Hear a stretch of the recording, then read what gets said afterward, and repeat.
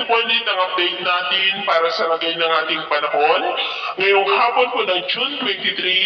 2024 na kung saan sa ngayon ay wala po tayong binabantayan anumang sama ng panahon sa loob at labas ng ating area of responsibility. Pero nakakaranas pa rin po tayo ng mga isolated rains sa iba't ibang bahagi ng ating bansa. Tulad po yan ng mga localized thunderstorm na sinasabayan rin po ng habagat sa kanluran, intertropical convergence zone na nag-i-extend sa silangan ng Visayas at Mindanao at easterlies naman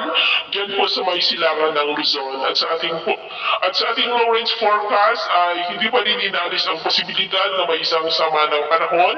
na mabubuo dyan sa silangang bahagi ng ating bansa sa susunod na mga araw at ang development ng mga yan ang ating babantayan kung matutuloy po o hindi. At sa lagay ng ating panahon, ngayong hapon ay maayos ang panahon sa malaking bahagi ng bansa pero may densa pa rin ng mga na kalangitan with isolated rain sa may Ilocos Region, Cordillera,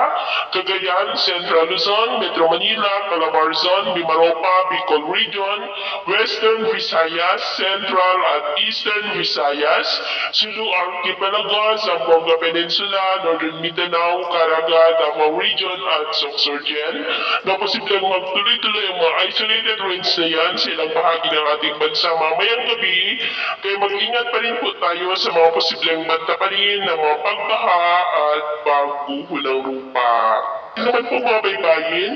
wala naman po tayong nakataas na namang yellow warning signals, pero iba yung pag-iingat lamang po